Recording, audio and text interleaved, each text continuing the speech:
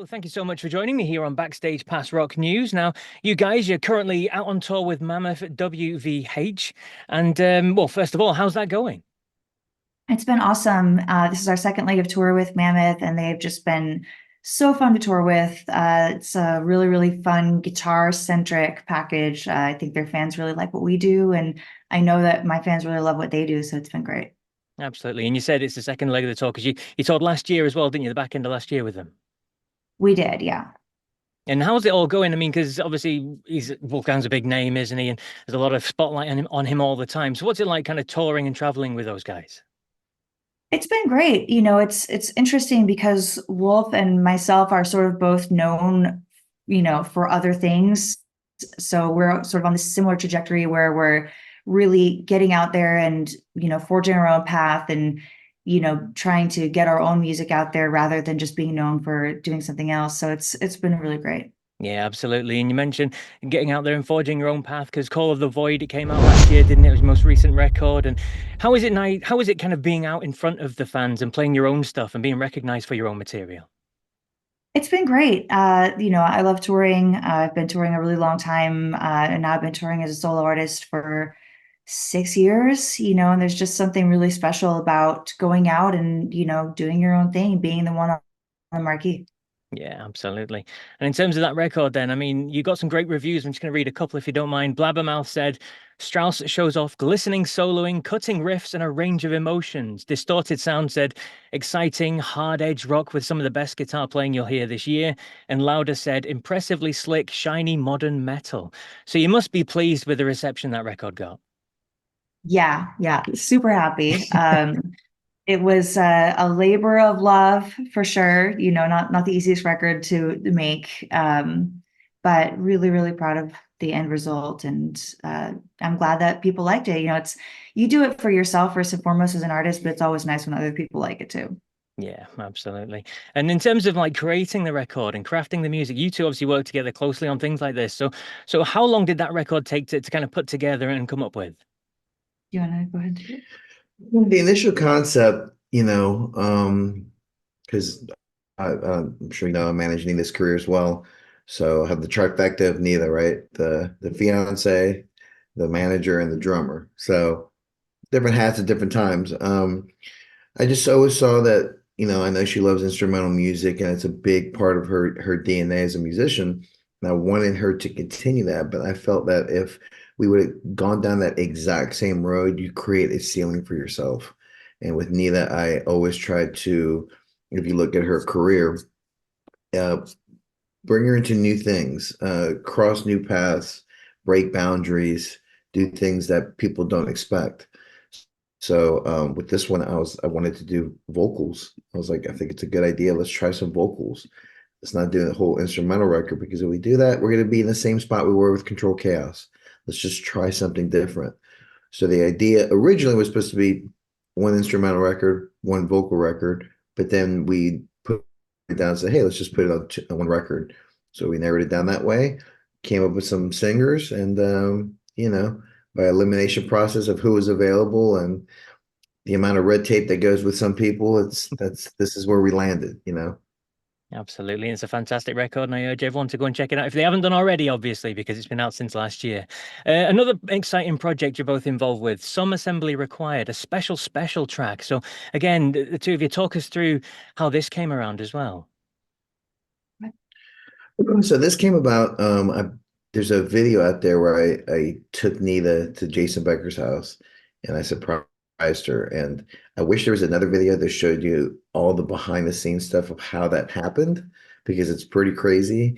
And there's so much involved in that, just getting her up there and how it all happened.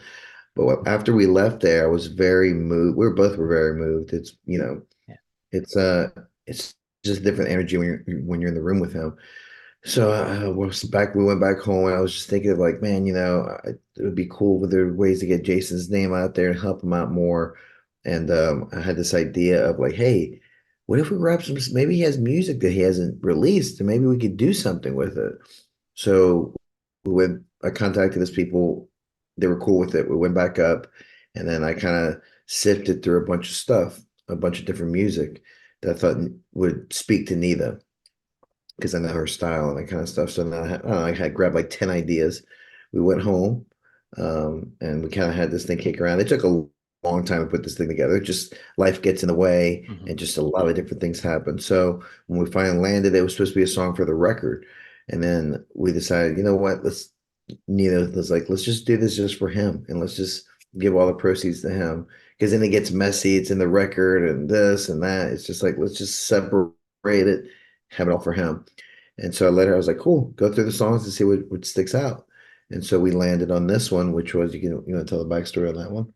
Yeah, it was a demo of Jason's that he had originally written for the David Lee Roth, The Little Ain't Enough sessions. And it was him and the Bissonette brothers, which is really, really cool to hear on the demo. So we just took that demo and polished it up a little bit. You know, it was just recorded live in a room together. So we polished it up. Josh replayed all the drums. We had Billy Sheehan come in and retract the bass, and I replayed all the rhythm guitars. And then we just started reaching out to some of Jason's friends and peers and some of the newer generation of players that admires Jason so much. And we were able to create this really, really cool track and just really, you know, gave it to him to release as he saw fit. You know, he decided he wanted to do it on YouTube first with the video of everybody. And I think eventually it'll come out on streaming services and to purchase as a standalone single. And hopefully it just helps bring a lot of people's awareness to Jason and the Jason Becker Special Needs Trust, and does a lot of good for him. Absolutely. A fantastic cause, fantastic song as well. And drop some names for the guitarists. I mean, who did you get involved with this? Oh, we got the incredible Steve Vai, Paul Gilbert, you know, some of his shrapnel label mates in Marty Friedman and Jennifer Batten, newer talents like Angel Vivaldi, Neely Brosh, Larry Basilio. The list goes on and on. There were so Zach, many people. Zach Wild. Zach Yeah. Wild, yeah, Richie Kotzen, Alex Skolnick, yeah, so many incredible players. Fantastic, and a fantastic song indeed. So thank you so much for telling us all about that. That's great. And you mentioned a couple of people there, and Steve Vai. Something you did recently, Nita, was the G3, where you played with Steve Vai and Satriani and Eric Johnson and Kenny Aronoff, and I'm probably forgetting some other people as well. But how was that for an experience? Oh, it was awesome. You know, as a guitar fan, first and foremost, you know, I've gone to so many of these shows, the G3s and Generation X and all of that. So it was just such a thrill to get to stand up there, you know, with that amazing rhythm section of Brian Beller and Kenny Aronoff and Jason Richardson, my friend, who's just like one of the most phenomenal players out there today. And then the original G3 trifecta of Steve Vai and Satriani and Eric Johnson. It's just like, it was a very pinch me moment of like, wow, you know, why me? And just really, really enjoyed it. And how did that And come? Oh, sorry, carry on. I was gonna say, let me add to that because, like, you know, we've been together for a long time, and I know Nita very, very well, obviously. Um, when I just see her up there within that opportunity, it made me, you know, kind of emotional of just like knowing that, like, wow, like here's somebody, like there's the guy sitting right next, standing next to her playing. This is the person that influenced her to pick up the guitar, you know. And then she's playing with another guy that she picked up his records later on, Joe Satriani, and influenced her to continue that journey, you know. And here she is sitting as a peer. You know, to me, my head goes very deep into that kind of stuff. So just watching that to me was just so moving because I'm like, man, look how cool that is. It's somebody that's like, she's living her dream to the fullest. That's How right. awesome is that? You know, Such a so. proud moment for both of you. Incredible stuff. Incredible. And you mentioned there, obviously, being inspired to pick up the guitar. Now, so many people that I speak to, their light bulb moment was the Ed Sullivan Show with the Beatles. And obviously, both of you are far too young for that, but your light bulb moment was Steve Vai and Crossroads, wasn't it? It was indeed, yes. So, what was it about that film and that scene in particular that made you think, wow, that's what I want to do? I was just so struck by Steve Vai's perfect blend of technique and style in that, you know, like he was playing the coolest stuff, the most complicated, intricate parts, but it looked like fun. You know, it looked exciting. You know, he had charisma and stage presence, and it made me want to exude that same kind of like charisma and stage presence when I went out there and did it in front of people. So I think to this day, I'm still just a Jack Butler wannabe. Fantastic. And I've got some questions as well from subscribers that have been in touch. And Marissa Wolf asked one. She says, well, first of all, you're badass, Nita. I love you. She wanted to know when you started playing guitar and who was the person that taught you, who gave you the inspiration? I started playing at 13, and the person that taught me my first few chords was actually my dad. My dad is a musician, was a touring musician for many years. So that was the biggest inspiration for me because I grew up with somebody that was in the industry, even though he wasn't touring, by that time he had settled down to, normal family life, but still growing up with that influence around was my first big influence. And what about yourself, Josh? Because obviously you're a drummer. Who inspired you to pick up the drums and when did you start? Lars Ulrich. Okay. I went to see Metallica, Guns N' Roses when I was 9 years old. Oh, wow. Saw that show and I said, that's what I want to do. So I was already into Metallica. I got into music, heavy music at a really young age. My cousin at the time was 18. I was like 4 or 5.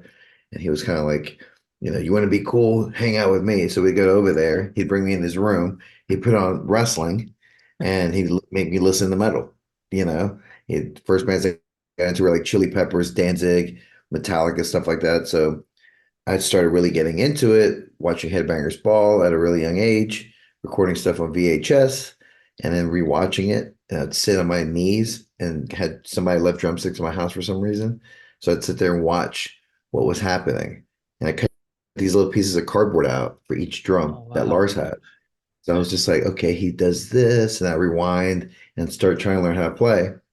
Then when I saw them play at the Superdome in New Orleans, I was like, that's what I want to do. And I'm a product of that.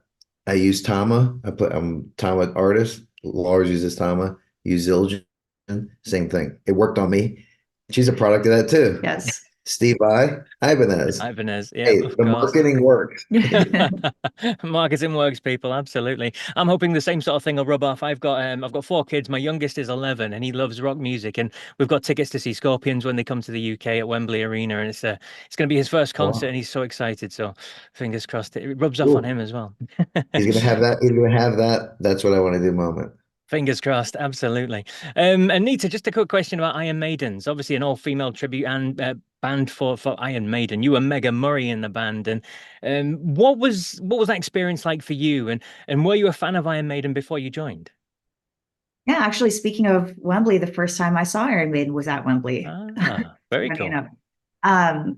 Yeah, of course, as a guitar player, you can't get into heavy music without hearing about, the triple axe attack of Iron Maiden.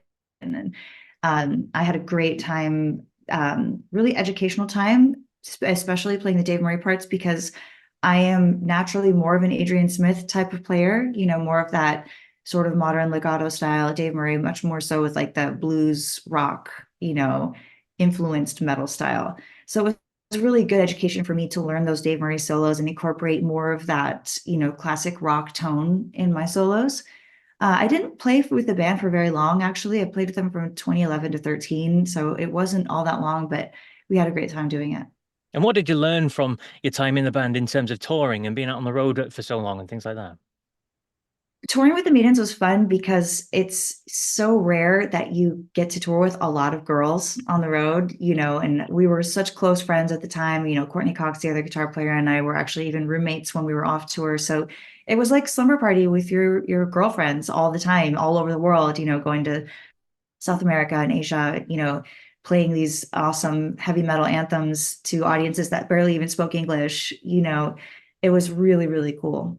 That's very fun indeed. I know you're both American football fans, and I've got to ask you about first LA Kiss, Nita. You became the in-house guitarist for that arena football team and obviously owned by Gene and Paul. So how did that come about? Yeah, they were doing a TV series actually around the inaugural season of the LA Kiss. And when they were sort of building out the game day, they had this idea of having a guitar player instead of sort of the like more traditional, in the different sports games, they have like the organ player or this and that. And so they actually had a picture of me on like the inspiration board. And I think the idea was sort of like, well, why don't we just get that girl, like whoever it is, like, let's get her. So they had me do the inaugural season, and I was able to do, I think, the first half of the season of games before having to step away and do my first Alice Cooper tour. And after that, Courtney Cox from the Maidens filled in and finished the rest of the season. Did they never kind of bring you into Kiss? Did you never try and get into Kiss or anything like that involved with that? To get into the band? Yeah. Oh no, no. Paul did have some really kind parting words for me after my last game. He just said, I heard this is your last game with us, and if we have to lose you to any organization, I'm happy that it's to Alice Cooper because we've shared band members with them before, and we have such a great relationship with Alice. But no, there was never any talk of me putting on the makeup. Oh, that's a shame. And in terms of American football, you have your very own Super Bowl ring as well. It's not something you bought from somebody else. It was something that was earned by yourself. So tell us that story. Yeah, it says Strauss on it. It's wild. You wanna take that one? How it came about, like the Yeah, same way. yeah, because it's not often Well, the guitarists get to get the Super Bowl ring, is it? yeah, so the way that whole thing happened, so the shorter version of this long story is, again, I'm always trying to get to the next step and think of ideas. So one year I woke up in January, I looked at NITA, I said, "You're playing WrestleMania this year and you're gonna play Shinsuke Nakamura out to the ring." And she's like, "What?" I'm like, she's like, "How?" I'm like, "Ah, I'll figure it out." So fast forward, that exact moment happened. And that's a long, very long story in itself. So the night of the WrestleMania party, I was laying in the hotel room, just after the party, we went to the room. She opens up the curtain. She's looking at the Superdome. She's like, "I can't believe it. We did it. It happened." I was like, "Yeah, yeah." She's like, Because "What's wrong?" right outside the hotel window Oh, was wow. the Superdome where the New Orleans Saints play, Josh's NFL team, My NFL team and where I saw Metallica play. and where That's right. WrestleMania was where I performed. So this whole full circle thing. I'm just laying in bed looking at the ceiling going, "Yeah." She's like, "What's wrong? You don't seem happy." I'm like, "I'm happy. I'm just, how do we top this?" She's like, "Can you just enjoy the moment?" And that's how my brain works. It's always like, Manager thinking. That's it. what's Yeah. next? What's Mhm. next? And Yeah. I sat there and I go, the NFL. That's the next move. I'm going to get you in the NFL. So fast forward, I was trying to contact this person, but nothing, dead end, dead end, dead end. Going back to wrestling, my friend DDP, our friend DDP calls us up. He's like, "Hey, bro, what are you doing Tuesday?" I'm like, I don't know, sitting at the house. "I'm going to Joe Rogan and I want you to come with me." I'm like, "Okay." He's like, and I have a clothing brand called Beverly Kills. He wanted to wear the brand on there. Wore the brand on there. Everything was great. It was dropping him off his hotel room. I was like, "Hey man, let me take you out to dinner." He's like, "I can't. I'm meeting up with this football player guy, Todd Gurley, and I don't have time." I was like, "Who?" He's like, "You never heard of him?" I was like, "No." He's like, he's the most popular running back in the NFL right now. He plays for the Rams." I go, "Really?" I go, "It's funny you say that." I was like, "I've been having this idea about getting NITA into the NFL." He said, "Call me at 8 o'clock tonight. Call me twice, and that'll be my reminder to ask him." After the dinner, he texted me. He goes, "Hey, he's gonna get me the contact tomorrow." Sure enough, next day, got the contact, and I was like that GIF with the cat, like just hitting the keyboard. And it was just this relentlessness of like, "Hey, I'd like to have her do this. She did this for the LA Kiss. Then we got in for the America the Beautiful. Hey, after that opportunity, let's do this." And then she played the theme for Thursday Night Football. I'm like, "Hey, you said she does the in-game stuff. Maybe we should try it." And Nina's like, "I don't want to do it." I was like, "No, we're doing it. We have to do this. Like, just one quarter. Let's try it." We tried it.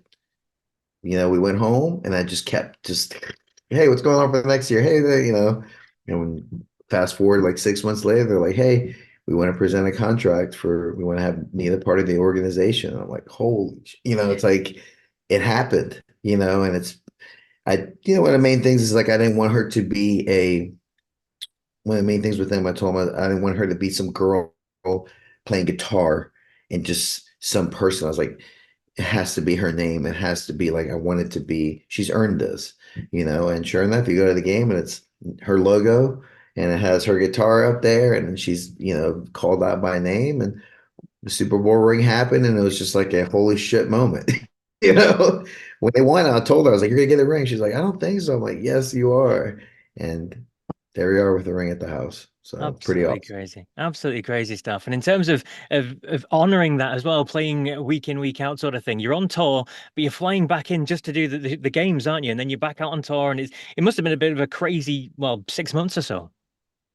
Well, yeah, it's been a crazy few years because I do it every season.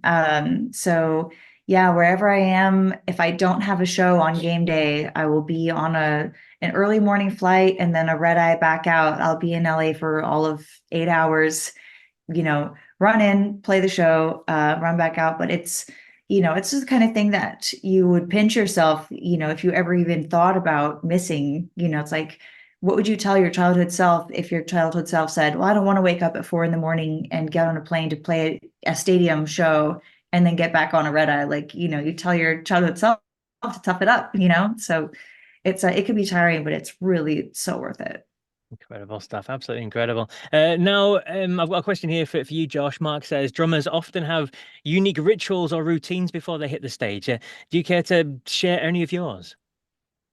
Yeah, years past, I was very into like getting in this very like aggressive mode of thinking of every negative thing in my life, pretty much, and then you channel that energy on stage, which is why I play the way I do, very aggressive.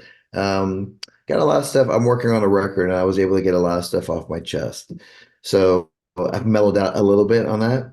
But so now my pre-show ritual is very um, stretching Like and recovery recovery focus focus of like releasing the tension in my forearms, releasing the tension in my hands.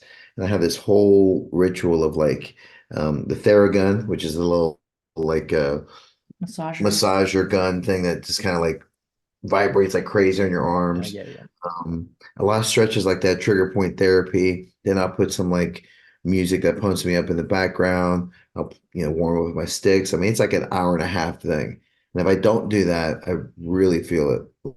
live. And it just carries on because then I'll get like, because I work out a lot. So it's my muscles are always under tension. So if I don't release that before I play, it creates a big issue that continuously moves on. Wow. So it's my ritual. Yeah. Yeah, quite a big deal. And a question for both of you from Peteski824. Strange name, but there you go. They said obviously you guys they tour together. So what's it like touring as a couple? And is there any standout memories from touring as a couple and things you've experienced together on tour? There you go. It's really so nice to tour with your partner because the rest of the time that I spend on tour, you're always away from sort of all your comforts of home. You're away from, your bed and your partner, and you're missing, birthdays and anniversaries and Valentine's days or anything like that. And so it's so fun to get to experience these things together, doing what we love together. I'm not waking up, saying like, hey, honey, I miss you. It's like I wake up and he's just across the, across, I can just reach out and touch him in the other bunk, so we've got our dogs out here on the road. It's a lot of times you hear that expression, like, wherever your loved one is, like that's your home. And it just sort of feels like bringing a little bit of home with you on tour to tour together. And with on my end, Nita's my best friend. It's like we have different hats, right? And one of them that always stays on at the end of the day, she's my best friend. So that makes things easier because you get to like experience things with your best friend. We get to experience birthdays on the road. How do we surprise people? So how do we surprise each other on stage when it happens? I got him good last year and he got me good last year. Yeah. So Oh, it's God, just tell us fun. how. What did you do? So we do birthdays big on our tour, when we're in charge of the tour. And usually it's me because I'm in charge of, our session, like our live show. And I will always like build something into the show where like there's a pause and, the person will get surprised with the cake and everything. So this last time I did it before Josh's drum solo. And, I arranged it so the click track would stop in his ears and he would panic a little bit first. And so I saw it worked like a charm, like it was just perfect. Like, he hit the first beat of his drum solo and the click track stopped and it probably sounded like our session went down. And he was like, what's going on? And then here comes the cake with the candles. And then when it was my birthday a few months later, they did it at the same time, but after the drum solo. So Josh finished his drum solo, and that was kind of when I thought they were going to do it. And I was like, oh, I guess they're not doing it. No big deal. No surprise there.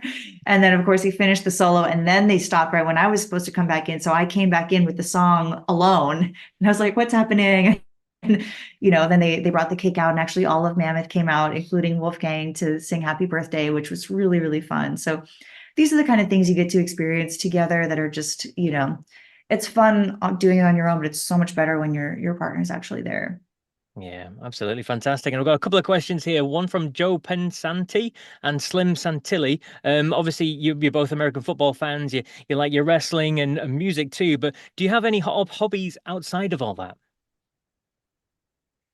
We get asked that one a lot. I think we need a hobby. We like to work out together, like Josh mentioned.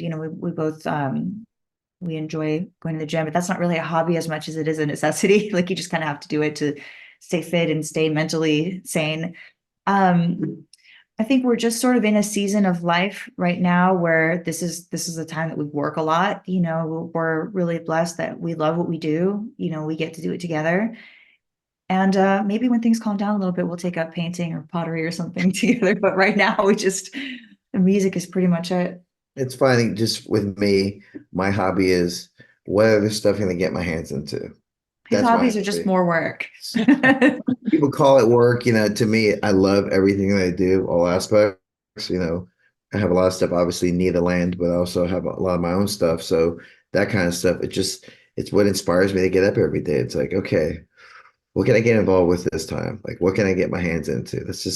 I love that. That's kind of, if you look at Nita's career, that's kind of the same thing. I look at, the way I've managed her career. It was like, she's the center point, the nucleus.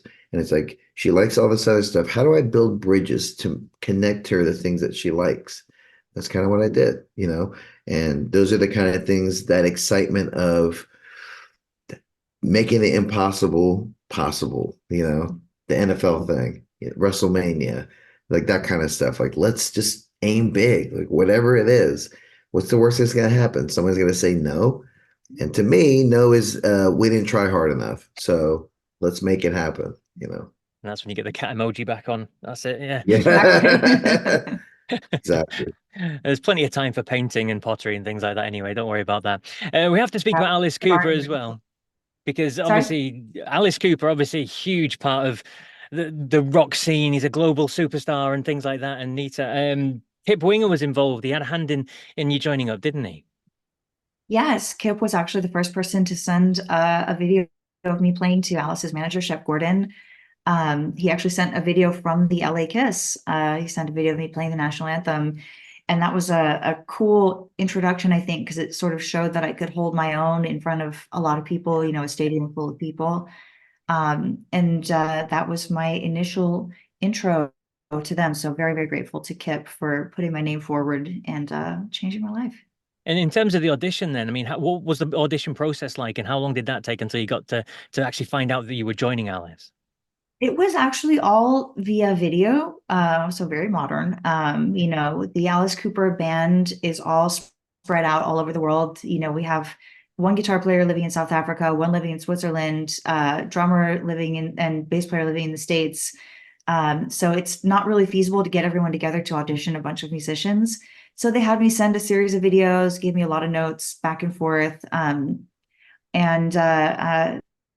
My initial pass was not what they were looking for. So I'm grateful that they sort of gave me notes and let me refine it until I really showed them that I had what it took to really jump in with not a lot of prep. I met the band for the first time on a Monday. We rehearsed Tuesday, Wednesday, Thursday, and then we had the first show on Friday. And then we had a week of warm-up shows and then went into the Motley Crue Alice Cooper tour, which was about a 2-year tour. So just jumped right into the deep end of the pool. And now that was almost 10 years ago. Oh, crazy stuff, isn't it? You just mentioned there that the first pass wasn't quite what they were looking for. Can you remember what you did on that first pass? What was it you did wrong or wasn't quite right? Yeah, they really, when I took my first pass, I wanted to show them everything. I want to show everything I could do. I was playing over the neck with one hand, like sweeps and arpeggios and tapping and like all the stuff.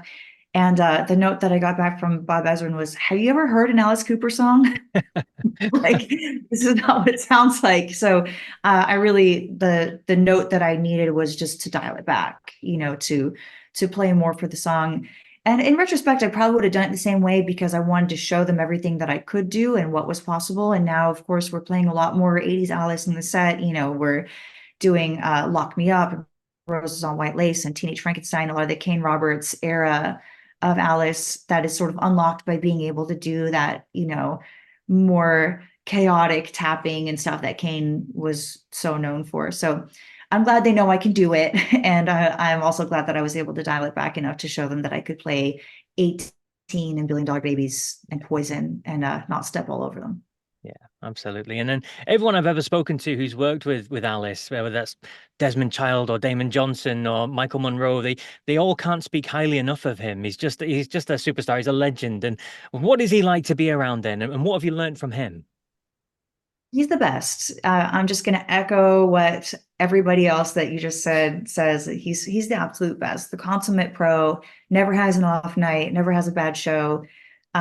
He's 30, 40 years older than me, and I'm still trying to keep up with him every single night on stage and off. He has limitless amount of energy. He is so kind and generous with his time with fans. The biggest thing I think I've learned from him is that everybody that's ever met Alice Cooper, whether it's Michael Monroe or, some guy down the street and, at the Hot Topic in the mall, anybody that's ever met Alice Cooper says, "I met Alice and he was so nice. I had the best experience with him." And that's what I hope to bring with me as I sort of navigate my own career, my own life. I want everybody that meets me to have that experience of I met her and she was cool. That is very cool indeed. And just on another person to touch on as well, Demi Lovato, obviously slightly different from the likes of Iron Maiden or Alice Cooper. So how did all that come about? And what was the decision behind that? Yeah, it wasn't as different as you might think. Demi is a total rock star and wanted to go in a more heavy direction with her new music. So she's got a great rock album that came out in 2022 called Holy Fuck. And puts together an amazing all-female band to tour on that album. And it wasn't really so different to all the other rock tours that I've ever done because it was a rock show. We had distorted guitars, big guitar solos. I used all my same guitar tones. There wasn't hey, you need to make it sound more pop. It was a rock show. And Demi honestly is the same as Alice in that respect. She has so much love and respect for her fans and understands that, these are the people that got her where she is today. And it was just a joy to be around. I had a great time.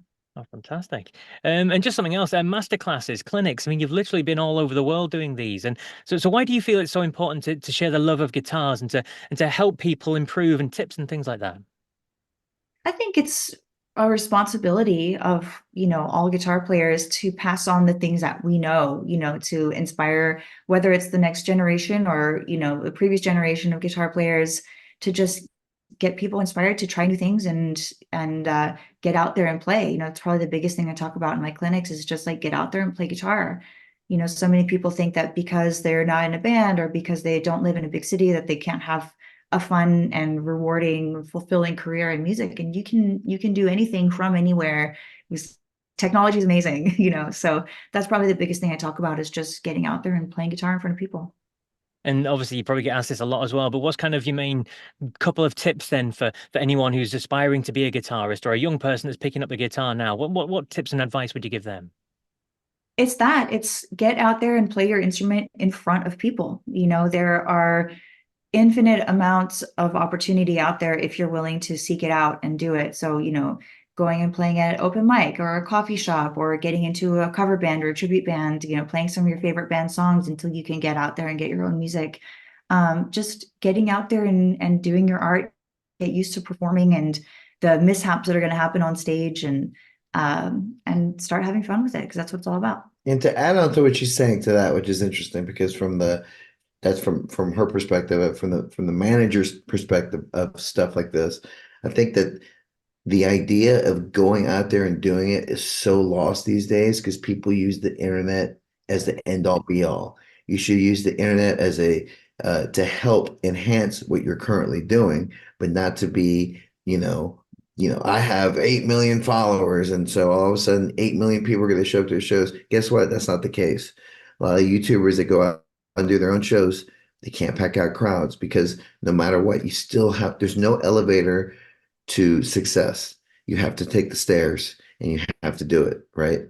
And by going out there and touring, that's how you get that mileage, that real life mileage. You can do multiple takes of a song on a video, on a concert. This one take. Yep. It's one time. And you have to prepare yourself for that because it's the mentality of preparing yourself for that. Of, oh my God, I made a mistake. Why do I do that? I did it in front of a bunch of people. I can't go backwards. You have to build that mental toughness to endure that. And some people can't do it when you actually go out and do it. I think it's so important for, like she said, go out there and just play because you'll learn so much about yourself and all that other internet stuff because someone might be popular on Instagram. If Instagram gets shut down tomorrow, then what? What do you have? You have to build off of that. So that's the manager side coming out of me. Yeah.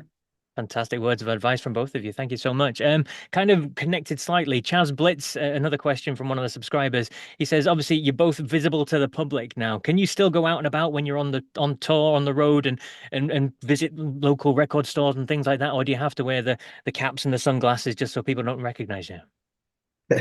I mean, we get recognized, quite a bit, especially even in like sort of musical, if we go to a Guitar Center or music store or record store, but it's also not like, we're not to the point where we don't want to talk to people, so I don't think we would ever get to the point where we need to wear like glasses and a funny nose, if somebody wants to come say hi to us, like come say hi to us. We're pretty nice. I get worried when people stop coming up to us. Yeah, exactly.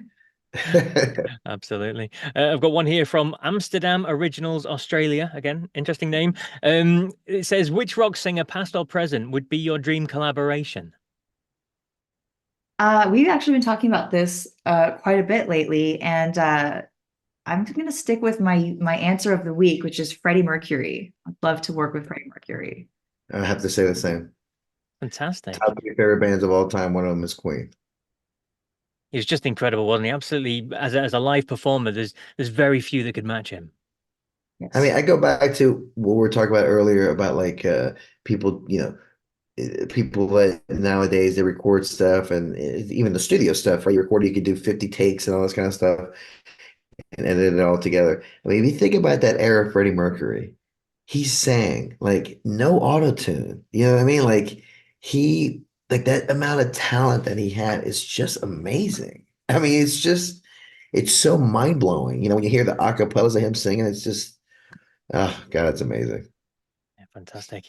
Luis Villarreal wants to know, Nita, how many guitars do you own? Not enough.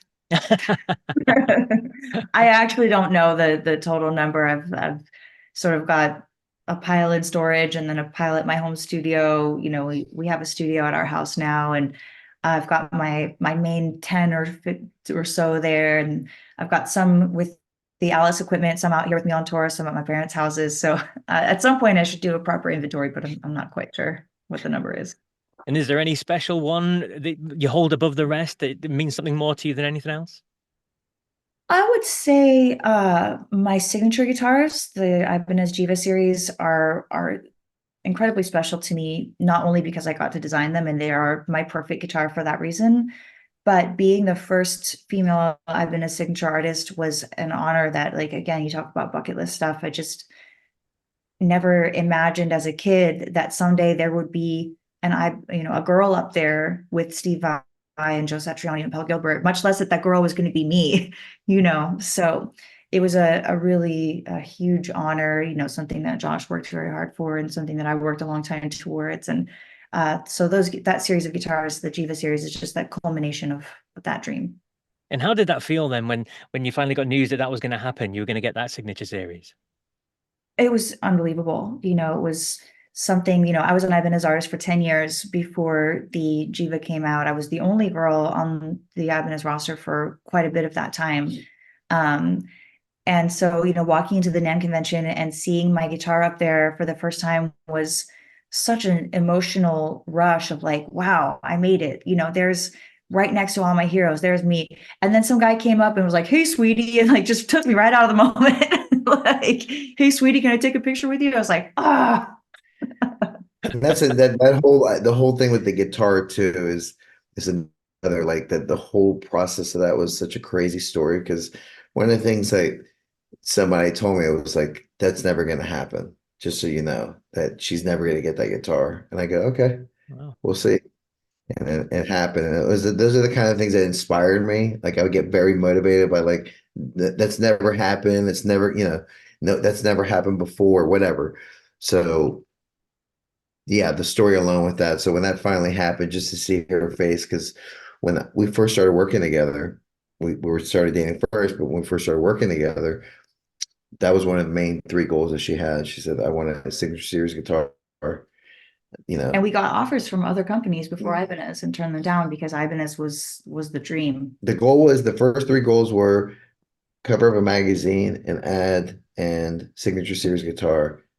Got the ad within the first 6 months, got the cover within what, 8 months? Something like that. And then the guitar about a year later. So it's just that. And to me, it's like I like achieving the goals. 3 years for the guitar. Oh, 3 years. Mhm. So I like achieving the goals, but to see her, I still see her so much bigger than where she is now. You know what I mean? Like I see so many things for her. So when all this happened, it just made me really happy.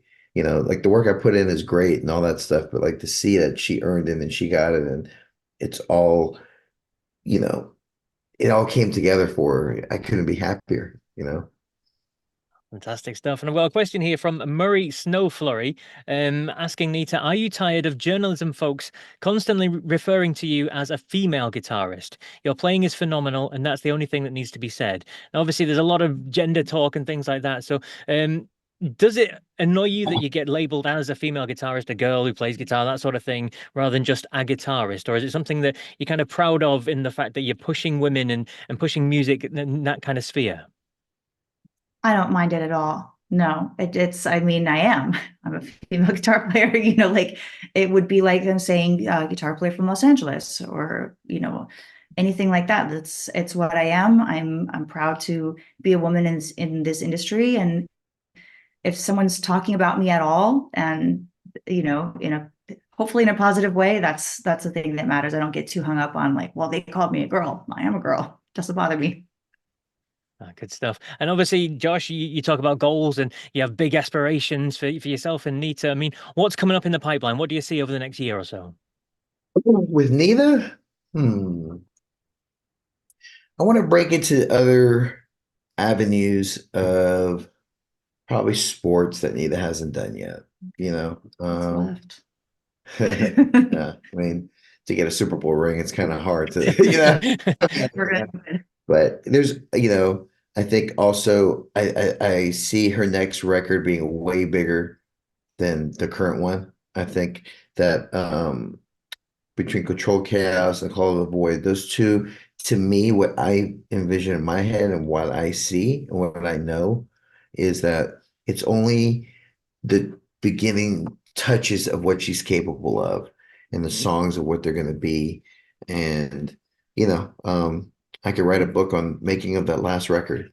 We learned a lot. We did. A lot. Just to not do a lot of those things and take the good from that, go that way. And I think the next record is gonna be really big. I think in the next few years, yeah, NITA's gonna be in a different level. We just keep moving forward. We're also getting married this year, so that's fun. Ah, fantastic. Congratulations, guys. When's that going to happen? In the spring. Lovely stuff. Lovely stuff. Well, it's been an absolute pleasure chatting with both of you, and we look forward to seeing what comes next. Exciting plans, obviously, are afoot, and NITA, you deserve to reach the upper higher echelons, as Josh keeps saying. So, thank you so much. Best of luck for the wedding, and again, look forward to seeing what comes next. Awesome. Thank you. Thank you.